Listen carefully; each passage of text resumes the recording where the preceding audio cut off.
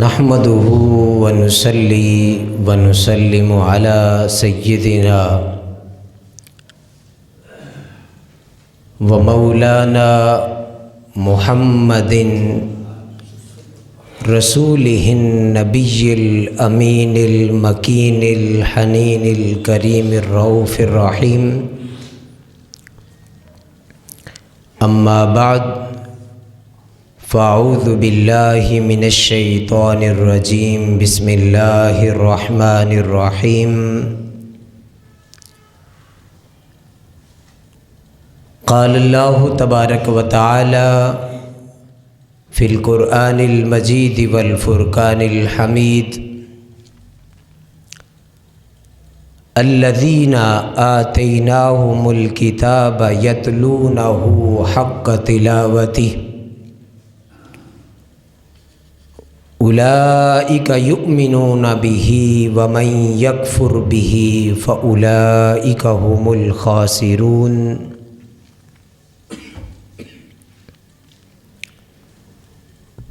وقال اللہ تبارک و تعالی فی مقام آخر: یؤتی الحکمۃ من یشاء ومن یؤت الحکمۃ فقد اوتی خیرا کثیرا. وقال اللہ تبارک و تعالی فی مقام آخر: وانزل اللہ علیک الکتاب والحکمۃ وعلمک ما لم تکن تعلم وَكَانَ فَضْلُ اللَّهِ عَلَيْكَ عَظِيمًا. وقال اللہ تبارک و تعالی فی مقام آخر: وَعَلَّمَ آدَمَ الْأَسْمَاءَ كُلَّهَا ثُمَّ عَرَضَهُمْ عَلَى الْمَلَائِكَةِ. وقال رسول اللہ صلی اللہ علیہ وآلہ وسلم: خیرکم من تعلم القرآن وعلمہ. وقال اللہ تبارک و تعالی فی شان حق حبیبہ: ان اللہ وملائکتہ یصلون علی النبی یا ایہا الذین آمنوا صلوا علیہ وسلموا تسلیما. بآواز بلند درود پاک حضور کی بارگاہ میں پیش فرما لیں: الصلاۃ والسلام علیک یا سیدی یا رسول اللہ وعلی آلک واصحابک یا سیدی یا محبوب اللہ. اللہم صلی علی سیدنا و مولانا محمد وعلی آلہ وصحبہ وبارک وسلم. مولاي صل وسلم دائما ابدا على حبيبك خير الخلق كلهم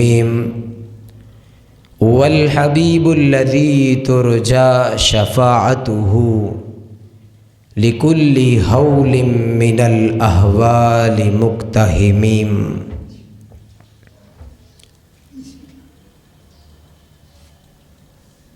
جامع شاہی مسجد اڈہ سالوال میں جمعہ کی ادائیگی کے لیے تشریف لانے والے معزز شرکائے جمعہ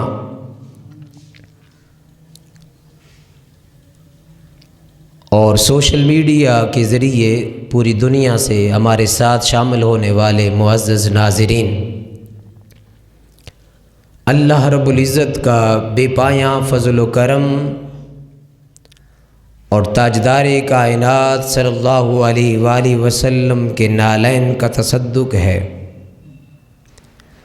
کہ اس ذات نے ہمیں ایک بار پھر اپنے حضور حاضری کا یہ موقع عطا فرمایا. دعا ہے کہ پروردگار عالم ہم سب کی اس حاضری کو اپنی پاک بارگاہ میں قبول و منظور فرمائے. جیسا کہ میں نے پچھلے جمعۃ المبارک پر عرض کیا تھا کہ آج انشاءاللہ العزیز ہم جس موضوع پر گفتگو کریں گے وہ ہے علوم دینیہ کا حصول اور ہمارا طرز عمل۔ قرآن کریم کے 3 مختلف مقامات پر اور 3 مختلف مقامات سے میں نے آیات مبارکہ آپ کے سامنے تلاوت کی۔ ہم آج کی گفتگو کا آغاز انہی آیات سے کرتے ہیں۔ سورہ بقرہ میں جب اللہ رب العزت نے حضرت آدم علیہ السلام کو پیدا کرنے کا ارادہ فرمایا اور حضرت آدم علیہ السلام کو اللہ رب العزت نے تخلیق فرمایا تو وہاں پر فرشتوں نے اعتراض کیا کہ باری تعالیٰ جس انسان کو تو پیدا فرما رہا ہے یہ تو دنیا میں جائے گا اور خون ریزی کرے گا، فساد کرے گا۔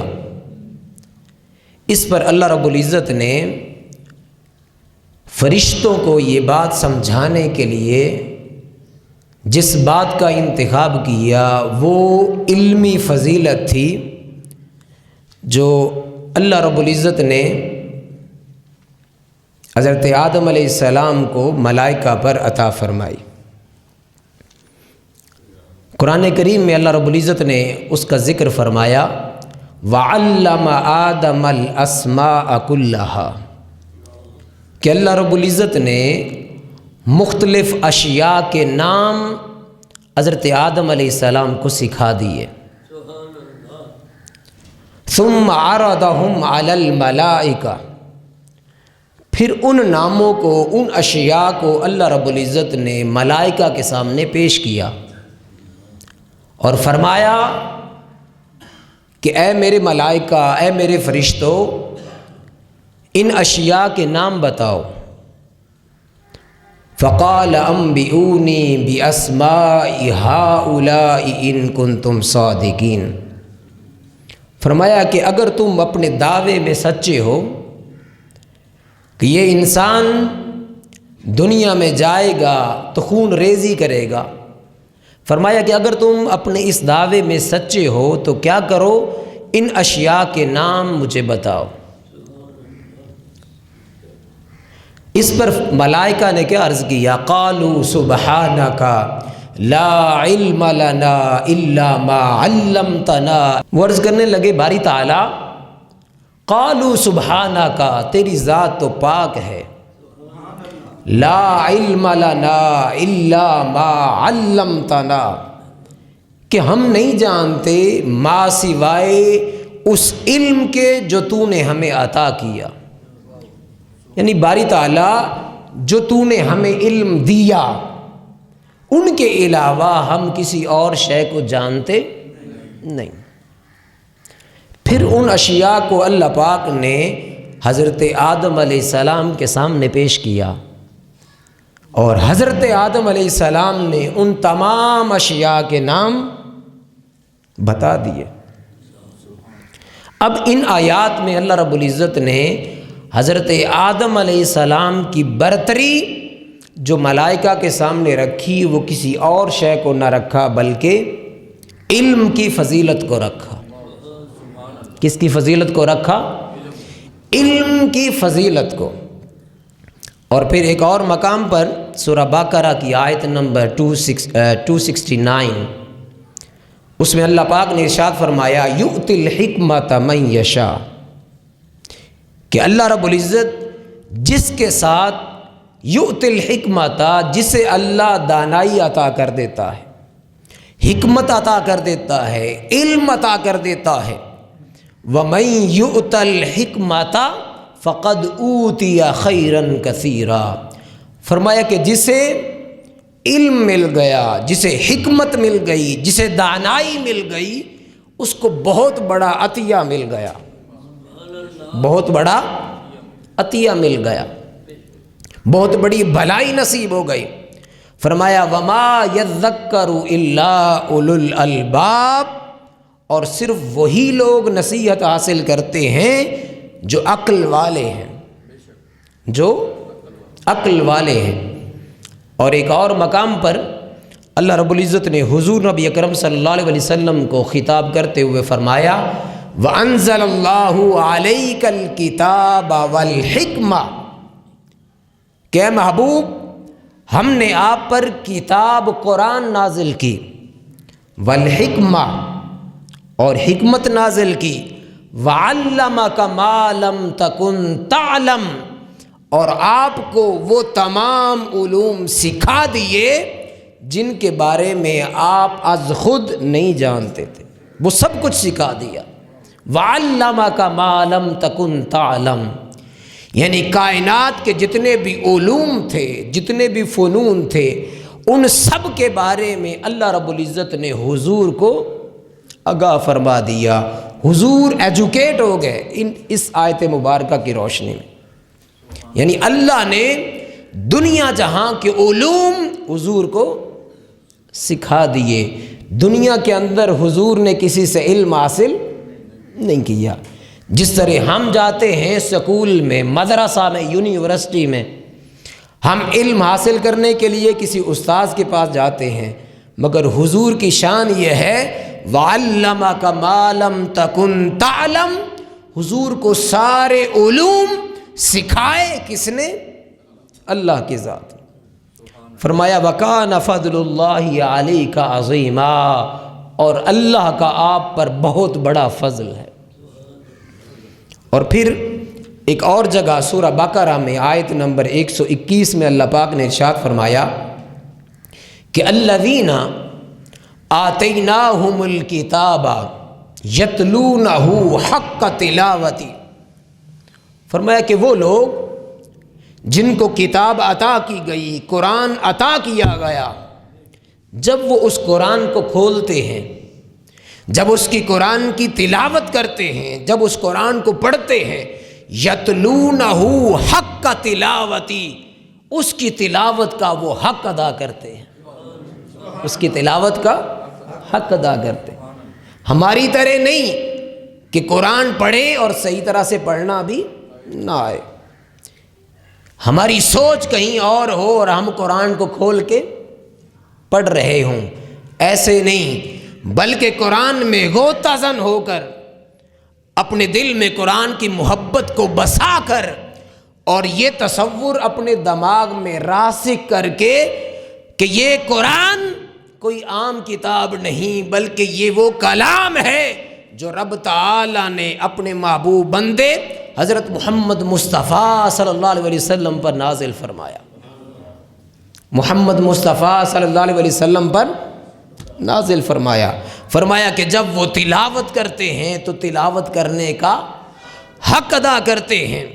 یؤمنون اولئک یؤمنون بی، فرمایا کہ یہی ہے جو حقیقت میں اس قرآن پر ایمان لانے والے ہیں۔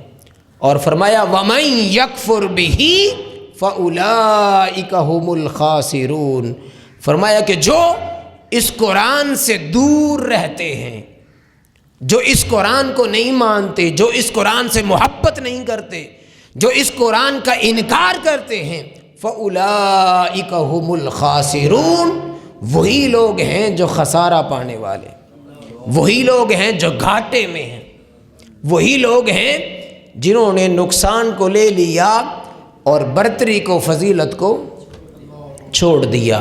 تو یہ مختلف آیات قرآن کریم کے مختلف مقامات پر میں نے آج کے موضوع کے طور پر آپ کے سامنے پیش کی، جس سے ہمیں پتہ چلتا ہے کہ کتنی اللہ پاک نے قرآن مجید کی تعلیم پر، قرآن کے علم پر زور دیا، اور قرآن کی تعلیم، قرآن کا علم اور قرآن کا پڑھنا، یہ پڑھنے والے کے لیے کتنی عظمت کا باعث ہے۔ حدیث مبارکہ میں آتا ہے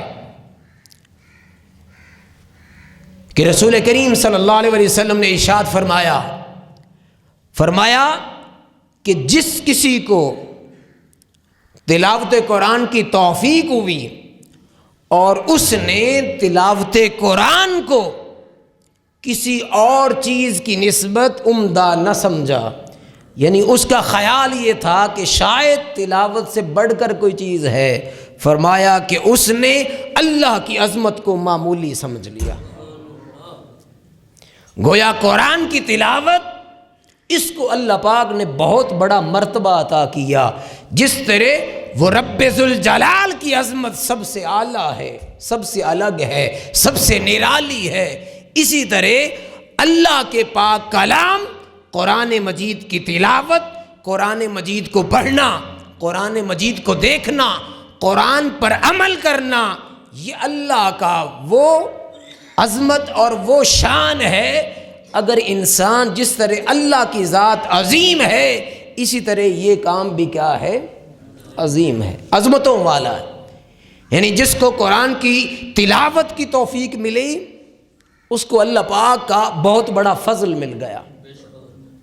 جس کو قرآن کے ساتھ تعلق کا جوڑنا نصیب ہو گیا، اس کو اللہ کا فضل مل گیا۔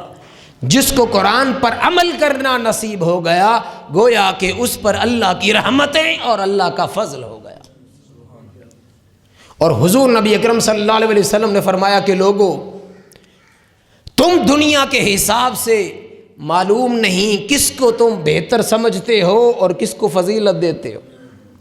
فرمایا کہ لوگو، اگر تم فضیلت کا معیار دیکھنا چاہتے ہو اور یہ چاہتے ہو کہ تمہیں معلوم ہو کہ تم میں سے بہترین کون ہے، فرمایا کہ تم میں بہترین وہ ہے خیرکم من تعلم القرآن وعلمہ۔ فرمایا کہ جو قرآن کا علم سیکھتا ہے، قرآن کو پڑھتا ہے، قرآن کے نور کو اپنے سینے میں اتارتا ہے، پھر اس قرآن کے علم کو، قرآن کے نور کو دوسروں کے سینے میں ڈالتا ہے، فرمایا کہ کیا ہوگا؟ وہ تم میں سے بہترین ہے۔ وہ تم میں سے کیا ہے؟ بہترین ہے۔ جو قرآن کا علم حاصل کرے، قرآن کا نور حاصل کرے اور اس علم کو، اس نور کو دوسروں تک پھیلاتا ہے، فرمایا کہ لوگوں تم میں سے وہ بہترین ہے، تم میں سے بہترین ہے۔ اور پھر حضور نبی اکرم صلی اللہ علیہ وسلم نے ارشاد فرمایا کہ لوگوں، قرآن سے بڑھ کر اللہ کے نزدیک کوئی سفارشی نہیں، قرآن سے بڑھ کر اللہ کے نزدیک کوئی سفارشی نہیں۔ اور فرمایا کہ لوگوں، جس طرح لوہے کو زنگ لگ جاتا ہے، آپ لوہا مٹی کے اندر رکھ دیں یا کسی ایسی جگہ پر رکھیں جہاں پر نمی ہو، تو کچھ وقت گزرنے کے بعد کیا ہوتا ہے؟ اس کو زنگ لگ جاتا ہے۔ اسی طرح انسان کا دل ہے، انسان کا دل ہے، جب انسان برائی کرتا ہے تو یہ دل زنگ آلود ہو جاتا ہے۔ اس دل کو بھی زنگ لگتا ہے، ایسے نہیں کہ صرف ان اشیاء کو زنگ لگتا ہے، انسان کا دل زنگ آلود ہوتا ہے۔ اور ایک حدیث میں آتا ہے کہ جب انسان ایک برائی کرتا ہے، اس کے دل پر ایک سیاہ دھبا لگ جاتا، ایک سیاہ دھبا لگ جاتا ہے، پھر دوسری برائی کرتا ہے، ایک اور دھبا لگ جاتا ہے۔ جب انسان برائیوں کی کثرت کرتا ہے، پھر وہ وقت آتا ہے کہ انسان کا پورا دل ہی سیاہ ہو جاتا ہے۔ برائیوں کی کثرت کی وجہ سے، برائیوں پر قائم رہنے کی وجہ سے انسان کا دل تاریک ہوتا چلا جاتا ہے، یہ زنگ آلود ہو جاتا ہے۔ فرمایا کہ لوگوں، جس طرح تم دنیا کے اندر لوہے کے زنگ کو دور کرنے کے لیے کوشش کرتے ہو، اسی طرح انسان کا دل بھی زنگ آلود ہو جاتا ہے، تاریک ہو جاتا ہے، سیاہ ہو جاتا ہے گناہوں کی کثرت کی وجہ سے۔ اور اس دل کو زنگ آلود ہونے سے بچانے کے لیے تمہیں کیا کرنا چاہیے؟ صحابہ عرض کرتے ہیں یا رسول اللہ، ہمارے والدین آپ پر قربان، آپ ہی بتا دیں آقا، ہم کیا کریں کہ اس دل کو زنگ آلود ہونے سے بچا لیں؟ فرمایا اس دل کو زنگ آلود ہونے سے بچانے والی دو چیزیں ہیں۔ کتنی چیزیں؟ دو چیزیں ہیں، ایک تلاوت قرآن اور دوسرا موت کو یاد کرنا۔ تلاوت قرآن اور موت کو یاد کرنا، یعنی وہ شخص جو اپنا معمول بنا لیتا ہے تلاوت قرآن کبھی اس کی ضائع نہیں ہوتی، وہ ہمیشہ قرآن کو پڑھتا ہے، قرآن کا مطالعہ کرتا ہے، قرآن کی تلاوت کرتا ہے، قرآن سے محبت رکھتا ہے اور اس قرآن پر عمل کرتا ہے، فرمایا کہ اس کا دل کبھی زنگ آلود نہیں ہوگا، اس کا دل کبھی سیاہ نہیں ہوگا، اس کا دل کبھی تاریک نہیں ہوگا۔ کس دل میں اللہ کا نور نازل ہوتا ہے؟ زنگ آلود میں یا جو اجلا اور صاف ستھرا ہو؟ کس دل میں؟ آپ نے اگر دودھ پینا ہو اور باہر کوئی کپ پڑا ہو، اس کے اندر مٹی بھی ہو، مٹی تو کوئی چیز بڑی نہیں ہے، اس کے اندر بہت سارے اور چیزیں مکس ہو جائیں، آپ اس میں دودھ ڈال کے پی لیں گے؟ دنیا کے اندر اگر آپ نے پانی بھی پینا ہو، اگر آپ کو گلاس کے اندر مٹی نظر آ جائے، حالانکہ یہ کوئی غلیظ چیز نہیں، مگر آپ اس پانی کو پیتے نہیں، تو یہ کیسے ممکن ہے کہ انسان کا دل تو زنگ آلود ہو، انسان کے دل میں تاریکی ہو، انسان کے دل میں زنگ لگا ہو، تو کیا اللہ کا نور اس دل پر نازل ہوگا؟ انسان دنیا کے اندر پانی بھی شفاف اور اجلے برتن میں پیتا ہے، تو کیا ہم یہ سمجھتے ہیں کہ ہمارا دل تاریک بھی ہو پھر بھی اللہ کا نور نازل ہو؟ نہیں، اللہ کا نور اسی دل پر طاری ہوتا ہے، اسی دل میں نازل ہوتا ہے جو برتن جس کا دل صاف اور اجلا ہوتا ہے، جس کا دل صاف اور اجلا ہوتا ہے۔ اور حضور نے فرمایا اس کے لیے ایک آپ کو فارمولہ دے دیتا ہوں، اس کے لیے ایک نسخہ دے دیتا ہوں کہ اگر تم اس دل کو زنگ آلود ہونے سے بچانا چاہتے ہو تو کیا کرو؟ قرآن کی تلاوت کرو اور اپنی موت کو یاد رکھو، اپنی موت کو یاد رکھو۔ یہ دو عمل اگر آپ زندگی بھر کرتے رہیں تو آپ کا دل زنگ آلود ہونے سے بچ جائے گا۔ اور پھر پوچھا گیا یا رسول اللہ، امت محمدی کی بہترین عبادات میں سے کون سی ہیں؟ حضور نے فرمایا کہ میری امت کی بہترین عبادات دو ہیں، ایک تلاوت قرآن اور دوسرا موت کا یاد رکھنا۔ تلاوت قرآن اور موت کا یاد رکھنا، یعنی یہ اتنا عظیم عمل ہے۔ حضور فرماتے ہیں کہ میری امت کے یہ دو عمل بہترین اعمال میں سے ہیں، بہترین اعمال میں سے ہیں۔ اور حضرت عبداللہ بن عمرو رضی اللہ تعالیٰ عنہ، ان سے ایک حدیث روایت ہے کہ قیامت کے دن یقال لصاحب القرآن، اللہ پاک وہ بندہ جو دنیا کے اندر قرآن پڑھتا ہے، قرآن سیکھتا ہے، قرآن کے فیض کو اپنے دل میں اتارتا ہے اور قرآن کی تلاوت کی کثرت سے اپنے دل کو زنگ آلود ہونے سے بچاتا ہے اور اس قرآن کے علم کو دوسرے کے سینے میں ڈالنے کی کوشش کرتا ہے۔ یقال لصاحب القرآن، قیامت کے دن رب تعالی اس صاحب قرآن سے حکم فرمائے گا۔ وہ کیا فرمائے گا؟ وہ الفاظ بڑے ایمان افروز ہیں، ایمان کو تازگی دیتے ہیں۔ اللہ پاک ارشاد فرمائے گا اقرا، اے قاری قرآن، اے حافظ قرآن، اے قرآن کی تلاوت کرنے والے، اے قرآن سے محبت کرنے والے، اے قرآن کا نور اپنے سینے میں بسا کر دنیا سے آنے والے، آج میں تمہیں حکم دیتا ہوں کہ اس قرآن کی تلاوت کو شروع کر دے۔ اقرا، اقرا، قرآن پڑھ جس طرح تو دنیا میں پڑھتا تھا، قرآن پڑھ جس طرح تو دنیا میں سیکھتا تھا، قرآن پڑھ جس طرح تو دنیا کے اندر یہ قرآن کا علم دوسروں کو سکھاتا تھا، ورتقی، اور جنت کی منازلوں کو طے کرتا جا، یعنی قرآن پڑھتا جا اور ایک درجے سے دوسرا، دوسرے سے تیسرا، تیسرے سے چوتھا، یعنی جنت کی منازل اگر 1000 ہیں تو حکم ہوگا کہ اے قاری قرآن تو قرآن پڑھتا جا، الحمد کے الف سے لے کر تو قرآن کی تلاوت کر۔ کس طرح؟ جلدی میں نہیں، ورتل کما، جس طرح تو دنیا کے اندر ترتیل کے ساتھ پڑھتا تھا، ٹھہر ٹھہر کر. نعرہ تکبیر، نعرہ رسالت، نعرہ رسالت، نعرہ حیدری، علماء اہل سنت.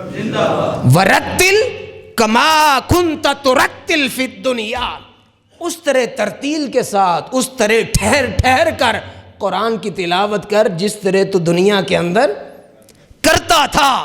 اور فَإِنَّ مَنزِلَتِكَ عِنْدَ آخِرِ آیَةٍ تَقْرَأُ بِهَا، تو قرآن کی تلاوت کا آغاز کرے گا الحمد للہ رب العالمین، یہاں سے اگلی منزل، دوسری منزل، تیسری منزل، چوتھی منزل، یعنی اللہ پاک اس کو حکم دے گا کہ جنت کے درجات کراس کرتا جا، ایک سے دوسرے، دوسرے سے تیسرے، تیسرے سے چوتھا.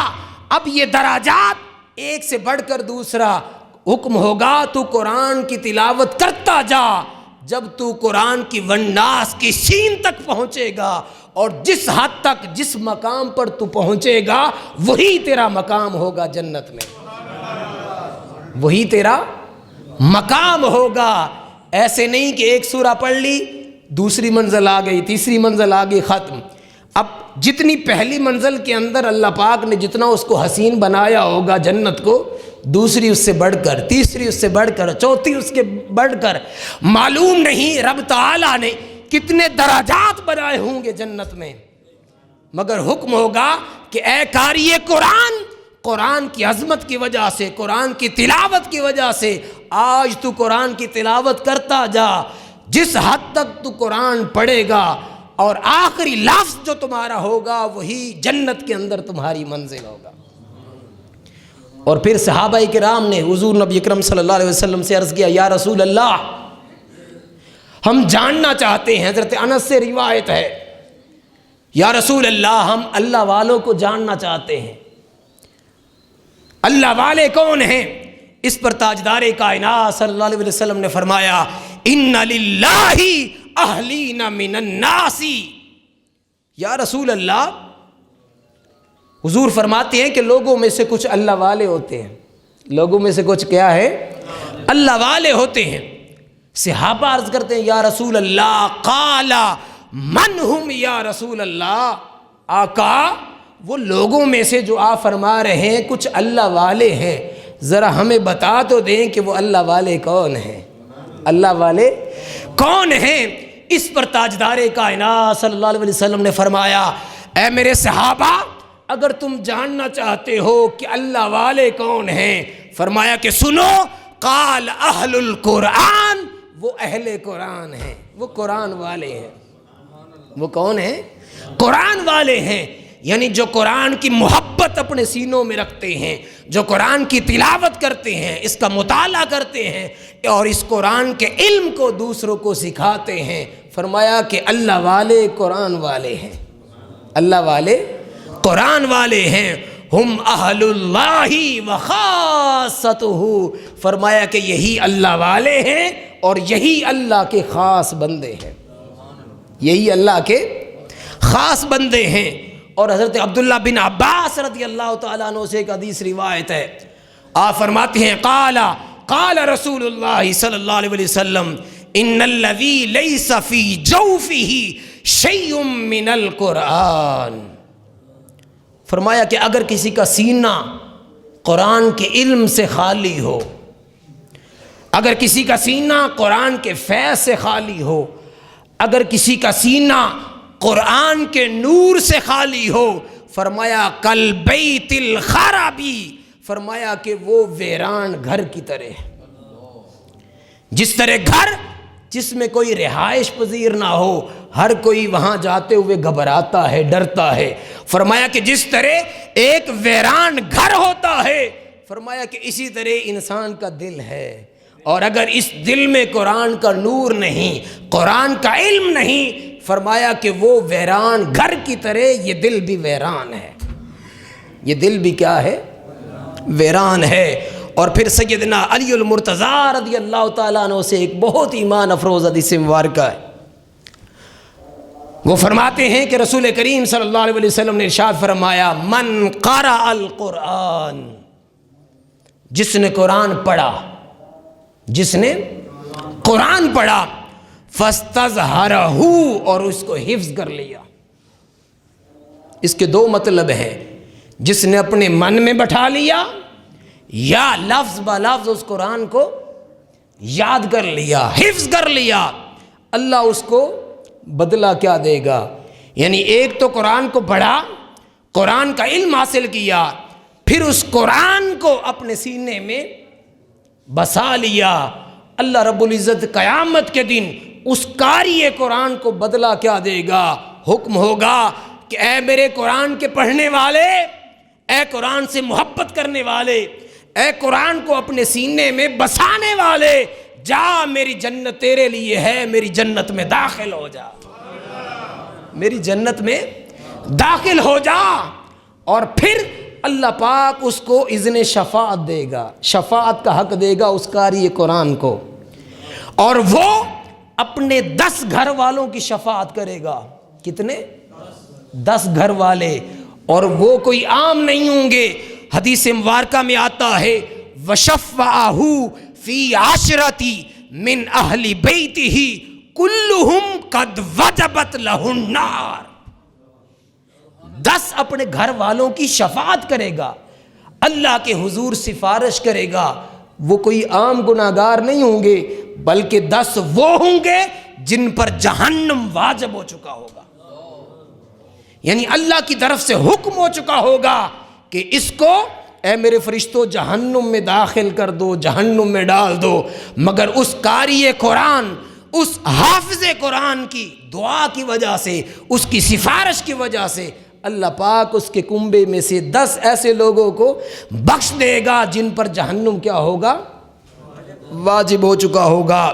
اور پھر حضرت بریدہ رضی اللہ تعالیٰ عنہ، ان سے بہت ہی ایمان افروز اور بڑی خوبصورت حدیث مبارکہ ہے، وہ روایت کرتے ہیں کہ تاجدار کائنات صلی اللہ علیہ وسلم نے ارشاد فرمایا من قرأ القرآن، جس نے قرآن سیکھا، قرآن پڑھا، وَتَعَلَّمَهُ، اور اس کا علم سیکھا، وَعَمِلَ بِهِ، اور اس پر عمل کیا، حلال کو حلال جانا اور حرام کو حرام جانا، یعنی حلال کی طرف جاتا رہا اور حرام سے بچتا رہا، اللہ پاک اس کو قیامت کے دن صلہ کیا دے گا؟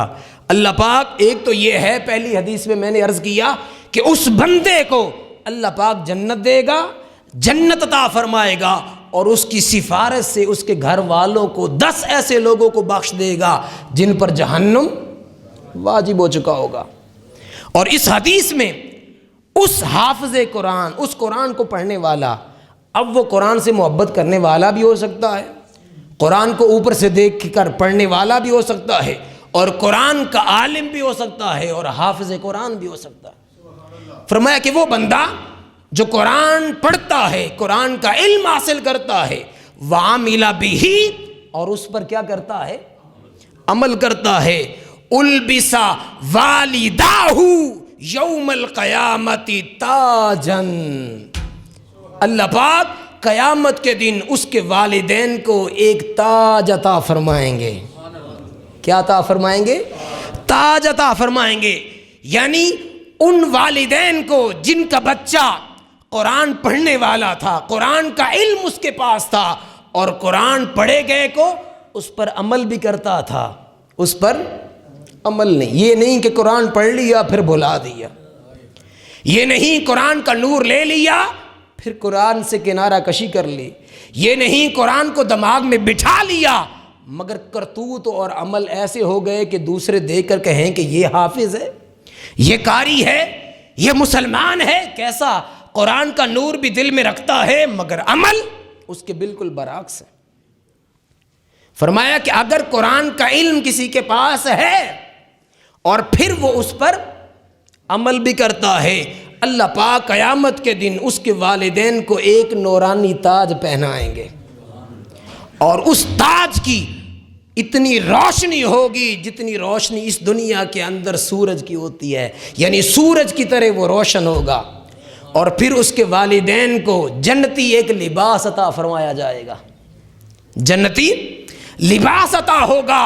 وہ والدین رب کی بارگاہ میں عرض کریں گے کہ باری تعالیٰ ہمارے اعمال تو اتنے اچھے نہ تھے، ہم اعمال میں کمزور تھے، مگر آج ہمارے کس عمل کی وجہ سے، کس بات کی وجہ سے، کس عمل کی وجہ سے ہمارے ساتھ اس طرح کا برتاؤ کیا جا رہا ہے۔ یعنی نورانی تاج بھی پہنایا جا رہا ہے، اور یہ قیمتی لباس بھی حدیث میں آتا ہے کہ اس کی قیمت دنیا جہاں کے اندر جتنی بھی چیزیں ہیں اس کی قیمت ادا نہیں کر سکتی۔ یعنی اتنا قیمتی وہ لباس ہوگا۔ اس پر رب تعالیٰ فرمائیں گے کہ اے بندے، اے والدین، تو دنیا کے اندر اپنی اولاد کو علم دین سکھاتا رہا، قرآن کا علم انہیں عطا کیا، قرآن سکھاتا رہا، اور تیرا بیٹا یا بیٹی قرآن کو اس نے سیکھا اور پھر اس پر عمل کیا۔ ان کے عمل کی وجہ سے آج تمہیں اس اعزاز کے ساتھ نوازا جا رہا ہے۔ یعنی نورانی تاج بھی پہنایا جائے گا اور قیمتی لباس بھی پہنایا جائے گا۔ مگر حاضرین محترم، ہم بھی دیکھیں کیا ہم اس تاج کو حاصل کرنے کے لیے ہماری بھی کچھ کوشش ہے؟ ہم بھی اس نہج پر اپنی اولاد کی تربیت کرتے ہیں؟ ہم سکولنگ کے لیے، سکول کی تعلیم کے لیے تو ہزاروں روپیہ لگاتے ہیں، مگر دیکھیں کیا قرآن کا علم دینے کے لیے بھی ہم کچھ خرچ کرتے ہیں؟ ہاں، اتنا ضرور کرتے ہیں کہ صبح صبح بچوں کو اٹھا کے مسجد میں بھیج دیتے ہیں، اور مسلسل 3 سال تک بچے جاتے ہیں۔ اب ان 3 سالوں میں بچوں نے کیا لیا اس سے آپ کو کوئی غرض نہیں۔ ایک قاری صاحب ہیں جو مسجد میں پڑھانے والے ہیں، اور بچوں کی تعداد 150 ہے یا 100 ہے۔ ان کے پاس وقت کتنا ہے؟ 1 گھنٹہ۔ ایک قاری قرآن، ایک حافظ پڑھانے والا، اور اس کے پاس وقت کتنا ہے؟ 1 گھنٹہ۔ بچے کتنے؟ 150۔ اب ایک بچے کو وقت کتنا ملا؟ اگر 100 ہیں تو اس کا مطلب ہے کہ ایک بچے کو تقریباً 40 سیکنڈ ملتے ہیں، اور اگر 150 ہوں تو بڑی مشکل سے 25 یا 30 سیکنڈ ملتے ہیں۔ آپ ایمانداری سے بتائیں، اگر ایک استاذ کے پاس ایک بچے کو قرآن جیسا عظیم علم سیکھنے کے لیے صرف 25 سیکنڈ ملتے ہیں روز کے، ایمانداری سے بتائیے کیا ایک لفظ بھی وہ صحیح طرح سے سیکھ سکتا؟ میں بھی قرآن پڑھاتا ہوں، آپ بھی اپنے بچوں کو قرآن پڑھاتے ہیں، مگر سوچئے تو صحیح کہ 3 سال تک بچے قرآن تو پڑھ جاتے ہیں، مگر حقیقتاً وہ قرآن کیسے پڑھتے ہیں کہ ایک ایک لائن کے اندر کئی غلطیاں ہوتی ہیں، جس کے بارے میں حضور نے فرمایا کہ بہت سارے قرآن پڑھنے والے قاری قرآن ایسے ہیں کہ قرآن ان پر لعنت بھیجتا ہے۔ ہم قرآن پڑھتے ہیں تلاوت کے لیے، مگر ہم نے صحیح معنی میں قرآن کا علم حاصل کرنے پر کوشش ہی نہیں کی۔ ذرا سوچئے گا، یہ میں نے بات ویسے جذبات میں نہیں کہی، یہی حال ہے ہر جگہ پر۔ ایک حافظ ہے، ایک قاری قرآن ہے، ایک پڑھانے والا ہے، اور بچوں کی تعداد کتنی ہے؟ 100 یا 150۔ ہم کس حد تک اپنے بچوں کو دینی تعلیم دینے کے لیے سنسیر ہیں؟ اور اس سے اگلی بات جو ہمارے ہاں بڑی رواج پا گئی بدقسمتی سے، ہم اہل سنت کے ہاں، کہ بہت سارے مدارس اور بہت ساری جگہوں پر پڑھانے والے وہ ہیں بدقسمتی سے جن کو صحیح طرح سے خود قرآن پڑھنا نہیں آتا، جن کو پتہ ہی نہیں کہ تا اور طا میں فرق کیا ہے، جس کو پتہ ہی نہیں قاف اور کاف میں فرق کیا ہے۔ وہ تو یوں ہی پڑھاتا ہے کہ بڑا کاف اور چھوٹا کاف، بڑی یہ اور چھوٹی یہ، طا کو توئیں اور تے کو کچھ اور ہی، زال اور زے کا اس کو آپس میں فرق معلوم نہیں ہوتا۔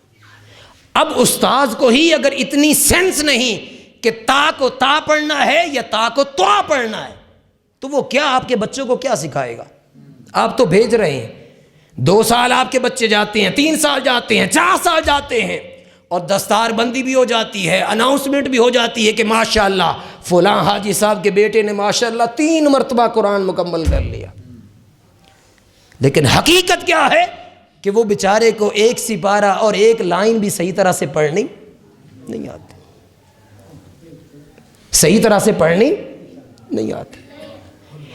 اب سوچنے کی بات ہے کہ ہم جب دوسری جگہوں پر اپنا پیسہ بھی خرچ کرتے ہیں اپنی بہتری کے لیے، تو کیا کبھی ہم نے سوچا کہ اس قرآن کی تعلیم کے لیے، جس کے لیے میں نے عرض کیا، اگر اولاد کو اچھی تربیت دی، قرآن کا علم دیا، قرآن کا نور دیا، اس قرآن کی برکت کی وجہ سے اللہ پاک قیامت کے دن اس کے والدین کو نورانی تاج پہنائے گا. کیا ہم اس محاذ پر بھی کوشش کر رہے ہیں؟ نہیں. ہم رسمی طور پر اپنے بچوں کو بھیجتے ہیں مگر کبھی چیک نہیں کیا کہ ان کے ہاں کیا ہے. اور بچوں کی بات چھوڑ دیجئے، ہم بڑوں کا بھی یہی حال ہے. بہت سارے قرآن پڑھتے ہیں مگر ان بیچاروں کو یہی بھی نہیں پتا اور تا اور طا میں فرق کیا ہوتا ہے. آپ کی ادائیگی سے آپ نے منہ سے کچھ بولنا ہے اور دوسرے نے سمجھنا ہے. وہ جس طرح اردو کا ہے نا، ہم دعا لکھتے رہے وہ دگا پڑھتے رہے، ایک ہی نقطے نے محرم سے مجرم بنا دیا. آپ قرآن پڑھتے ہیں، آپ کچھ اور کہنا چاہتے ہیں مگر پڑھ یہ رہے ہیں کہ اس کا معنی تبدیل ہو جاتا ہے، ثواب کی بجائے گناہ. تو حاضرین محترم، آج ضرورت اس امر کی ہے کہ ہم اپنے دل کو اگر زنگ آلود ہونے سے بچانا چاہتے ہیں تو صحیح معنی میں قرآن کا علم اور قرآن کا نور اپنے سینوں میں بھی داخل کریں اور اپنی اولاد کے سینوں میں بھی داخل کریں. وہ معزز تھے زمانے میں مسلمان ہو کر اور تم خوار ہوئے تارک قرآن ہو کر. ہم نے قرآن کو چھوڑ دیا، نتیجتاً ہم پوری دنیا میں ذلیل ہو گئے. اللہ پاک ہمیں صحیح معنوں میں قرآن کا نور، قرآن کا فیض اور قرآن کا علم عطا فرمائے. اگلے خطبہ جمعۃ المبارک پہ انشاءاللہ جو موضوع ہوگا بہت ہی ایمان افروز ہے، وہ ہے فضیلت علماء اور ہمارا طرز عمل.